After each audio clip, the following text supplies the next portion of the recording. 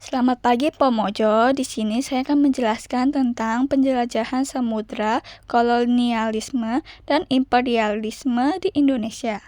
1. Pengaruh kondisi geografi terhadap penjelajahan samudra adalah rempah-rempah yang dicari bangsa-bangsa Eropa banyak ditemukan di Kepulauan Nusantara.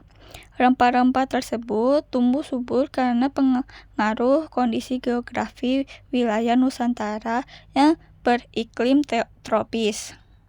2. Faktor-faktor pendorongan penjelajahan samudra. A. Kekayaan alam. Kekayaan alam, terutama rempah-rempah, adalah alasan utama bangsa Eropa datang ke Nusantara. B. Motif 3G, gold, glory, dan gospel. Gold berkaitan dengan keinginan mendapatkan kekayaan. Glory merupakan dorongan untuk meraih kejayaan bagi bangsa-bangsa tersebut. Dan gospel merupakan misi suci untuk menyebar ajaran agama Kristen ke seluruh dunia. C. Revolusi industri. 1. Mendapatkan wilayah untuk memasarkan hasil industri. 2. Mendapatkan wilayah penghasilan bahan mentah atau bahan baku. 3. Mendapatkan wilayah penanaman modal. 3. Kehidupan masyarakat Indonesia pada masa kolonialisme dan imperialisme Eropa.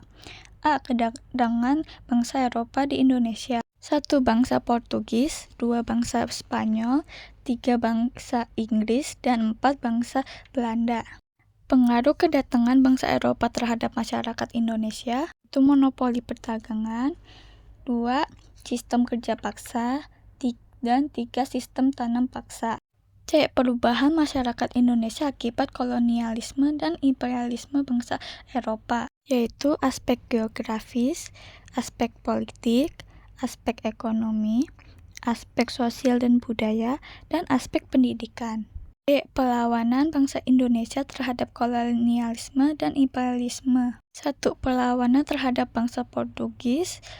Bangsa Indonesia terhadap kolonialisme atau penjajahan bangsa Portugis dilakukan oleh beberapa kerajaan di Nusantara. 2. Perlawanan terhadap bangsa Belanda, yaitu perlawanan pada masa VOC. VOC merupakan kongsi pedagang yang dapat hak istimewa oktroi sehingga memiliki kekuasaan layaknya sebuah negara di Hindia Belanda atau Nusantara. B. Perlawanan pada masa pemerintah Hindia Belanda, yaitu 1. Perlawanan rakyat Aceh, 2. Perlawanan rakyat Sumatera Utara, 3. Perlawanan rakyat Sumatera Barat, 4.